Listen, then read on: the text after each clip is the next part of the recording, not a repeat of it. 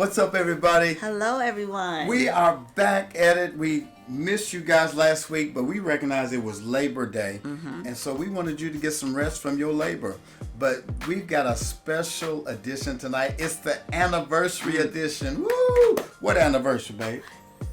Our wedding anniversary. And how many years would that be? 31 miraculous years. Yes, Lord. 9/11/1993 is when she said yes to me. I did. And it's been the best thing I ever did in my life to be married to such a beautiful, loving woman. And so tonight, really, this is going to be a two-part series. There's so much good stuff we want to talk to you about being married for 31 years. What is it that kept us together? We still together. And so we want to talk about that. So this is going to be a two-part series tonight. But what do you want to? Who is this for? This podcast is for married couples and seriously dating, and it's also for educational purposes only. Yeah. And so if you like what you hear tonight, do us a favor, leave a comment, and go subscribe. Tell your friends. As a matter of fact, go tell them right now, because we're about ready to get into it. Naked and Unashamed. We made it through the test. Strength and need, love and sex.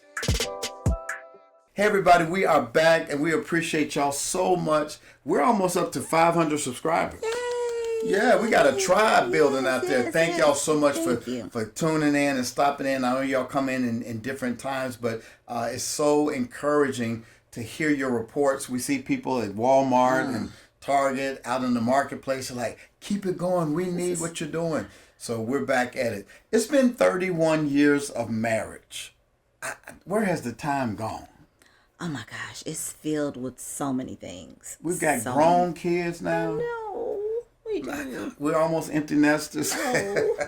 Oh. And it seems like yesterday when I saw you in the lobby of Western Kentucky University registering for classes, and I told somebody in choir practice, I said, that's going to be my wife. And sure enough, y'all, she's been my girl since 1988. I've been down with you like 4 flat tires. Come on now, but we're still moving. And so tonight, what we're going to attempt to do is just to talk from the heart about what it is that kept us together for 31 years. And so I thought of a few things. I know my wife probably has some things she wants to add to it. But I want to just start off with friendship. Yes. I think that if you're going to have a successful marriage, friendship has to be the foundation. I don't know if it was Babyface that says, we were friends before we were lovers. Well, kind of, sort of. Keep 100. I think it happens simultaneously, but one of the things is we love being with each other. We do. We actually love spending time with each other. We have our date days, our date afternoons, and it leads into the night. But we love we are intentional about being together. And finding things in common. You know what I mean? I like fishing. My wife, not so much. I remember her going fishing with me one time, and she was asleep in the back of the boat like Jesus was in the time of the storm, especially when the boat started getting water in it. She's like, is there supposed to be water in this boat? Right, I don't think so. But what are some of the things we do like doing together that we have in common? We like to shop. We love to travel. We love going to the movies. So those are a lot of things. We love making love. So. We love making love. And this sounds so elementary that we're friends. But I see so many couples who are not. Yeah. You know, I think one of the foundational principles of being together over a long period of time is that you must fundamentally like each other. It's one thing to love each other, but it's another thing to like each other. And I think friends share things with each other. Right. Friends enjoy doing things with each other. You are my best friend in the whole world. Now, serious business. You are my best friend. I love talking to you on the phone. I can't wait till my day is over and I get to drive home and see you. Sometimes I cut my meeting short. I'm like, I want to go see my wife. And I get joy when I come through the doors and I say, Lucy, I'm home. What about you? What do you love about our friendship? I love that we still have this, although we're grown in our big age, but we still have this childlike playfulness that's still between us. Whether it's a spontaneous water fight or a pillow fight or just chasing one another in the house and outside of the house. Laughing at each other's TikToks. Laughing at each other's TikToks or just laughing at the same thing. Oh my gosh, I'm thinking now. And just not being able to stop. And you just laugh. Especially when we get goofy at night and we're both tired. We're taking our sleep medicine and we get giddy and just cannot stop laughing. But I would say that if you're going to have a long, healthy relationship, you've got to be friends with your spouse. I get it. You might have some friends outside your marriage, but your primary friendship is one another. Right. And I praise God that I found a friend in my wife. You got a Friend in me. You got a friend in me. That's all I know. That was a Toy Story. Oh, okay. Yeah. Woody and Buzz. Which one are you? No, I guess I'm Woody. All right. So faith is the second thing we would say is necessary. Friendship is number one. I think the second one is faith.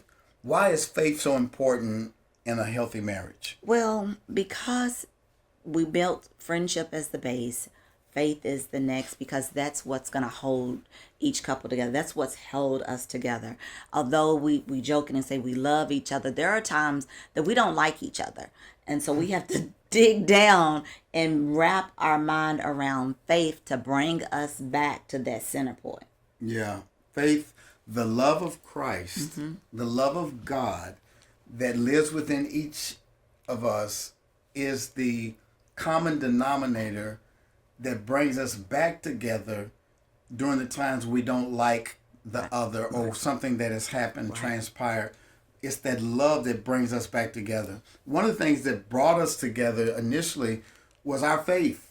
I remember on Western Kentucky University's campus, we were both in a gospel group called the Amazing Tones of Joy. ATJ. Yeah, and we sang in the choir together. I was the chaplain of the choir in my junior year, and this freshman came in, and she had some candy or something in her mouth, and I had to go up and tell her, "Ma'am, I need your candy," and she gave me a little neck roll, but she gave me her candy. I don't remember doing the neck roll. Yeah, you did. But You still do it. I had a whole box. I remember now. I had a whole box of chocolate. It was the chocolate starfish.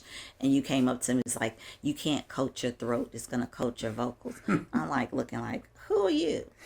But it was the faith, the common denominator of faith. We were in the Baptist Student Union together. We used to go to Bible study together. And we prayed together. And when I accepted my call to preach in my junior year, my girl Rhonda was right there with me the whole time, going to all these little country churches. She was sitting on the front row just a rocking. And that faith has kept us in our marriage. When our middle son had to have brain surgery, I remember us getting in the car, driving together, and Fred Hammond's song was playing, "Yes, He Can, Yes, He Can, Oh, Yes, He Can." And we were just believing God. We were holding each other in that chapel in the hospital while we had to hand our baby over to the surgeon and said, "We'll bring him back. He'll be back." And we went in that chapel at hospital. You remember that? I do. What did we do? We prayed and we fell asleep on our knees in there. And we was holding on to each other, just crying and praying. Yes. Those prayers have gotten us through so much. We try to pray together in the mornings. When we get ready to go to bed at night, we take turns praying over each other. We do. It's been proven that couples who pray together experience more intimacy in their marriage. We've always worshiped together. We've been going to church together since we were in college. Oh, wow. We really have. No, we really have. Yes. And so faith has been a very foundation. I think if anybody is going to make it in marriage, you've got to have faith. I think that's why the Bible tells us that we don't want to be unequally yoked. We don't want to be unequally yoked. We want to be together. We got to be on the same plane, pulling weight together. Why is it important for people to be spiritually yoked equally. You need to be pulling together. You can't have one person pulling the opposite way, and because then your foundation becomes weakened. Yeah. So when you're pulling together, you're praying together, you are intentional about praying together and worshiping together, then that makes it stronger. A house divided against itself Right. cannot stand. And love, the kind of agape love that's necessary for a marriage. Watch this. I think it was Ephesians 4 where it says that husbands love your wives as Christ loved the church. Jesus loved the church with a sacrificial love. And many times you cannot sacrifice what's best for your marriage if you've never experienced the sacrificial love as expressed through Jesus Christ. Because love requires sacrifice, don't you think? It does. It really does. It requires sacrifice. You have to give of yourself in order to fully understand and be committed. But you can't give what you ain't got. And so that's why it's important that before you enter into a long-term relationship, you need to know at the outset, do you love God like I love God? Do you love Jesus like I love Jesus? Have you surrendered your life? Because we must be able to pull together. We must be equally yoked on the same path. Because if we love God, surely God will enable us to love each other adequately. Absolutely. So we got friendship, we got faith. Baby, what's the third thing that's kept us together? One, that we are sexually evolved. Talk about it. That we know each other. How we know each other, boo. In the biblical sense. but being able to learn and grow and be mature in developing our own sexual language, being able to ask for what we want, being able to just be open and transparent and honest with one another about what it is that we like and what we don't like. Let's talk about when we first got married back in 1993. Did we know everything we needed to know to be sexually satisfied in our marriage? No, because we didn't. Point blank, no, we didn't. Because we were very young. Very green. Very green. We had to grow like we grew together. We had to grow together sexually. We didn't know where all of the stuff was in the anatomy. We didn't know that most women don't achieve orgasm through penetrative sex. Right. We didn't know where the clitoris was and how to please it, or how fellatio was supposed to go. We didn't know. Right. And so we took initiative to learn more. We read books, we went and took classes, we did workshops together.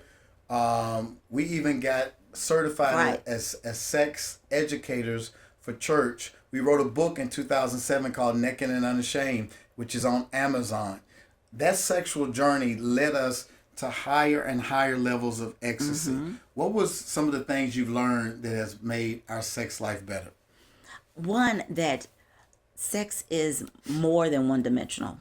You know, that it's our entire body. It's our breath. It's our touch. It's how we make each other feel. So being certified and learning these things, being intentional about learning these things and tweaking it so that it fits how we are. You know, so that has been a very positive thing, I think, in our relationship. I think learning how to be erotically conscious, to be in your own body, to know what pleases you, to know what touch you like, to know what brings you the greatest joy and pleasure. I think that's so important for married couples to be able to know how to please the other. You got to become a student of your spouse. And I love, as a man, I love to know what turns my wife on. When I can hear her moan and groan and she's like, oh yeah, that's it. It does something for me. Like, yes, I'm doing what pleases my wife. And so I think that evolution of sexuality and embracing our sexuality, taking the shame out of our sexuality, has been one of the most important things we have done. That's why it's so important for us as a married couple to share with you all of these tips and secrets and things we've learned because we know what it was to stumble in the dark and try to figure out how to please each other and sometimes miss the mark. Yeah. And it's okay if you miss the mark. You just get back on the target. You have to, that's the only way you learn. Right. You learn by failing. And then the whole exploration. Enjoy the exploration sexually. I think the only way to really master something is to keep practicing at it. And I think that's why it's important that you all regularly connect intimately and sexually. I think a healthy couple has sex at least 3.5 times a week. On a good week, we have it 5 times a week. But it's so important that we please each other in those 3 ways. What's the fourth one? The fourth one is forgiveness. You know, we had to, we both learned how to forgive one another. There are going to be some things that we're not pleased with or that we stumble and fall. We don't always show up in our best self for one another. So we have to offer grace and forgiveness when we don't show up how our husband or our wife expects us to show up, or needs for us to show up. I didn't have a blueprint for marriage. I came from a broken family where my dad and mom divorced when I was 7. Divorce was proliferated throughout my family lineage. I didn't have a good picture of what it looked like. My wife came from a 2-parent household where it's a little bit more stable. But both of us had to learn how to love each other in a healthy way. And forgiveness was a big part of that because I made a lot of mistakes growing up in the marriage. I had to grow up in the marriage. We were, how old when we got married? 23 and 24. 23 and 24. The right brain does not mature until what age? 25. No, it's the frontal. 26. The frontal lobe doesn't fully mature to around 20. That's the logical side of the brain. So I was still very much in my impulsive state, still operating out of a broken picture of what relationships should look like. And it took a wife that was loving and forgiving, and it took me to be loving and forgiving. And we always said this, divorce is not an option. Right, correct. Divorce is not an option. Sure, we got angry at each other. Sure, we let each other down over and over again. But we kept improving upon our relationship by forgiving the other. And Jesus, somebody asked Jesus once, how many times should you forgive somebody when they offend you? 7 times? Nope, 7 times 7. 70 times. 70 times 7. 7. Yes. 70 times 7. And so even when you forgive your spouse, there's times when you got to, you know what? I got to forgive them again. I mean, you've already forgiven them, but then something triggers you and you're like, that reminds me when I got to forgive them again. So what would you say to a couple who's struggling right now, trying to get through something and they can't seem to let it go? What would you say to them? One, I was just thinking when you were talking about having communication and being compassionate and having compromise during these times. But remember that forgiveness is not for the other person. It's actually for you. Forgiveness, because you got to find your peace. You have to be able to walk in your peace. And when you find that peace, which should be the peace of God, you are more able to communicate and empathize with your spouse when things are not always the way you would like for them to be. I like what you said. Forgiveness is not about the other person as much as it is about you. I heard somebody once say that holding on to anger is like drinking poison and hoping the other person dies. Oh, wow. It doesn't work. We've got to learn how to let go and let God. Now, there's also something called showing the fruits of repentance. Definitely. It's not enough to say, I'm sorry when you've hurt your spouse.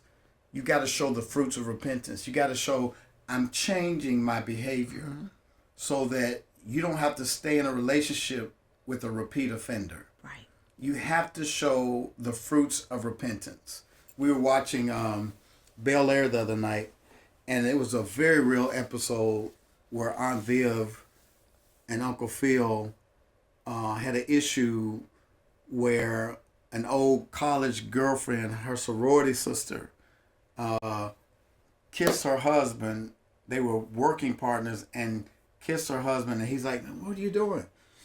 And he didn't tell his wife because he didn't want to stir up any trouble. But the girlfriend felt so guilty that she told the wife that they kissed, and it caused a big rift.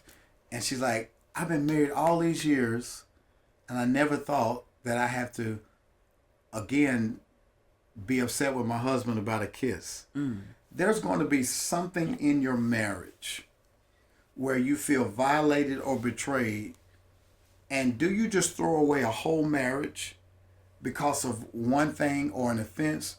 Or do you learn how to work through it through forgiveness? Yeah, and mentioning that episode, they're talking it out.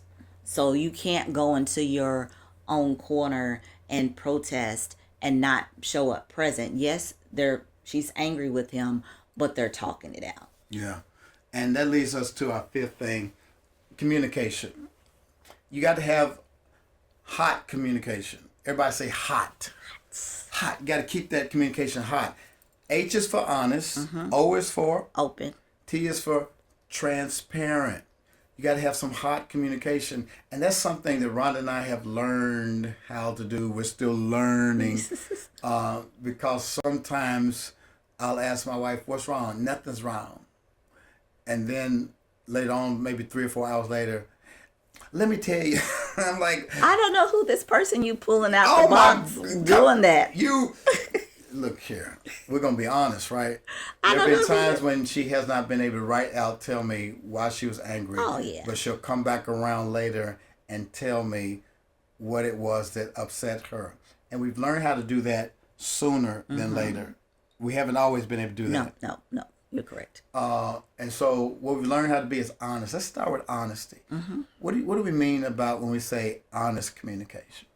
Well, I think when you're honest, although you know you may hurt the other person's feelings, it's about saying it or doing in a way that you're honest, not disrespectful, but you're honest about what's going on. You're using the correct words, and you're just leaving out anything that is so not really telling what is going on. Being vague, speaking that truth. Correct. Speaking truth in love. Honest. A lot of times people are not honest. We were talking the other day to our staff, and I said, in the South, people like to lead with this phrase, "Well, to be honest with you." So if you have to preface to be honest with me, what were you doing prior to that? Not being honest. Why can't we speak truth? Because sometimes truth hurts, as you said. It does. But sometimes a little hurt is necessary for healing. When you go to the dentist, they give you some Novocaine. That little stick hurts. But can you imagine a dentist doing a root canal without Novocaine? That's going to hurt worse. Or what's going to hurt worse than that is if that infection spreads inside your gum, you never get the procedure done. Some of us allow cancerous elements to sit up in our relationship because we're not honest. An honest answer turns away resentment. A wise person, I think I said, honesty with the wise person from a person that loves you is better than praise from a fool. Wow. Okay. Honest rebuke from a person that loves you is better than praise from a fool. And a lot of times when we're not honest, we set ourselves up for foolish consequences. We must be honest. Tell us about openness, open communication. The openness part is just being open to when the issue arises. Don't sit on it. Don't sweep it under the rug, but being open right then at that time so that you're not sleeping on something and you're not getting out what needs to get out. What do women mean when they say, "Baby, I wish you would open up to me more"? Meaning that they want more deeper conversation, that they want just the surface level of conversations of, the how you doing, how was work, what's for dinner, those directives, those we want to be deeper. Like, how are you feeling? What was good about your day? Tell me how you feeling right now. I know you expressed to me XYZ. Do you mind sharing more? But we want it to come without us having to pull teeth or to probe you. We want it to flow naturally. I think the biggest part, fellas, help me if I'm wrong. I think the hardest part about that is when she said the word, that F word, feelings. Men are not so good expressing feelings because we've been socialized to not show our feelings. If you show vulnerability, you're weak. And yet, there's one person on this earth that we should be able to open up our hearts to, and that's our wives. Absolutely. We should have a safe space where we can be open and say, that hurt me, or I'm anxious, or I'm afraid, I'm sad. Our wives want to know Absolutely. what's going on inside our hearts and our minds. And I think to have a long-term relationship, you're going to have to open up. Nobody wants to share a house with a stranger. People want to know what's going on in your heart, because if it's all on your face, there's something going on. And a lot of times what happens with my wife, when I'm not open, she begins to think that I'm mad at her, or vice versa. If she's walking around and she's, babe, what's wrong? Nothing. And I'm like, what did I do now? And then she'll come back, I'm just thinking about my mom, or I'm thinking about, my leg, I'm in pain. Well, tell me. I want to know, because one of the things she knows from my childhood is that I grew up with a single mother, who a lot of times was crying because she couldn't pay bills, couldn't do this. And she would always say, I'm fine, baby. No, you're not. And so that anxiety would be transferred to me. And I've learned how not to carry other people's anxiety, but at the same time, I do want to know what's going on. Honest, open, and what's the T? Transparent. What's the difference between openness and transparency? I think the openness and transparency is, again, it's that rawness that happens in communication, where you're you're just being totally transparent about what the situation is, how it's impact what's going on right now, and how it's made you feel, and possibly what you would like to see as a resolve to it. Yeah. Transparency is being 100% real. It's not holding anything back. Right. When you're dating, you tend to have a public self and a private self. When you're married, we want to see both. You get those two fused together, and who you are authentically should be expressed. Your opinions, your thoughts, your aspirations, your dreams should be able to be laid on the table in front of your spouse to say, this is how I'm feeling about this. This is what I'm really thinking. This is what I desire. This is what I want. And I think what happens in a marriage that doesn't make it is that people are not transparent. They're not saying, I feel like we're in a rut, or this sex is boring. We've been doing the same thing since we got married. We don't try anything new. We haven't been anywhere lately. I'm bored. I think we should be able to have those kind of hot conversations. I agree. Don't you? I agree. And when you're having those hot conversations, the other person doesn't take offense to what that person is expressing. I would say this too. Don't be hot when you're having hot conversations. Okay. But also, it's about timing. You can't have hot conversations and expect it to be hot when kids are running around, you're trying to get dinner together, those type of things. You have to make sure that you're reading the room correctly before a hot conversation is even initiated. Now go back to what I just said and tell me what you think I meant. Don't be hot when you're having hot conversations. Don't be mad. Okay. I just want to make sure they understood. Yeah. You know it because you're married to me. Okay, yes, but don't be mad. They don't know what that meant. You can't be in your emotions. Yeah. You can't be angry because that thing is going to go off the rails. Like my wife said, the timing of it all. is so important. Is this a good time? Right. You always use the HALT method. What is that? That is You never talk when you're... when you're hungry, angry, lonely, or tired. So you might pause. Yeah. Pause. This is not a good time. Yeah. But hot communication. So let's do a recap real quick on this part one. We said that what's necessary for a long-term marriage, been married 31 years, we were friends before we were lovers. I think it's important that you understand who a person is, that you like them and love them before you lay down in the bed with them. Because the sex might be good, but if they don't have good character, that friendship, that relationship might not last.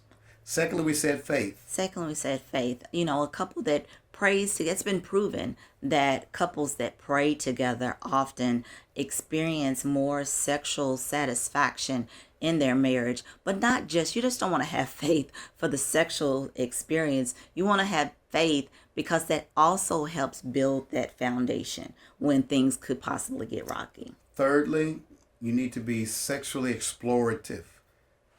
God created sex for your pleasure. It's okay to be a sanctified freak.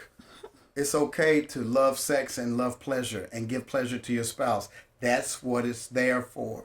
Please explore your sexuality within the boundaries of what it means in a covenant relationship. Number four is that you need to have forgiveness. You need to make sure that you're operating in grace toward one another. There's going to be times that we're not always going to show up 100%. So we need to make sure that we are forgiving one another. And keep that communication hot, honest, open, and transparent. And so those are just 5 things that Rhonda and I have practiced over the last 31 years. And I think we're getting better at it, don't you? I agree. It's a lifetime of learning. But there's also 5 other things that we want to share with you. But we're going to pause right here because we want to dig into this a little bit more tonight in Spencer's After Dark at 8 p.m. Central Standard Time. We're going to take a pause and we're going to come back at 8. So go get your spouse, go get your girlfriends, your guy friends, your couple friends, and say, hey, the Spencers are jumping on. They're celebrating their anniversary, and they're going to allow us to ask questions live. We're going live at 8 o'clock. But we also want you to do us a favor. It's our anniversary, right? So the best anniversary gift we want from you all is to do this. Go subscribe. Yes. Go subscribe to Naked and Unashamed. Leave a comment. Just tell us what you appreciate about Naked and Unashamed podcast. What do you appreciate about it? Put it in the comments right now. We want to know that you're out there watching. Some of y'all act like we're secret lovers or something. Like you don't want people to know that you listen to our podcast. Come on out the closet with it and put something in the comment. Leave a comment, subscribe, and like. Anything else you want to tell them? Oh, you said subscribe, like, and share. Yeah. Then also, we have our own group that we mentor, we walk with, we have meetups, classes together, and that's our Eden Circle. Love group. Eden Circle. I love them so much. So this is a bunch of married couples, and we're all just striving to stay married and giving tips on how to do that. If that's something you think you may be interested in, please go to theedencircle.com and check us out. Again, that's theedencircle.com. Listen, guys, we love y'all so much. Again, thank you for celebrating with us our anniversary. We appreciate you. And if you have some questions you don't feel comfortable asking online, you can always go to our email, which is Dr. Stacy and Rhonda Spencer at gmail.com. Dr. Stacy and Rhonda Spencer. Yes, Dr. Stacy and Rhonda Spencer at gmail.com. And Stacy is Stacy. Thank you, baby, because they always be spelling my I name. know. Ain't no E in my name. All right, listen, we love you guys. Stay tuned for next week. We're going to be back with part 2. But tonight at 8 o'clock, join us for Spencer's After Dark, where you get to ask us any question you want, and we're going to have some hot conversation. We'll see you tonight.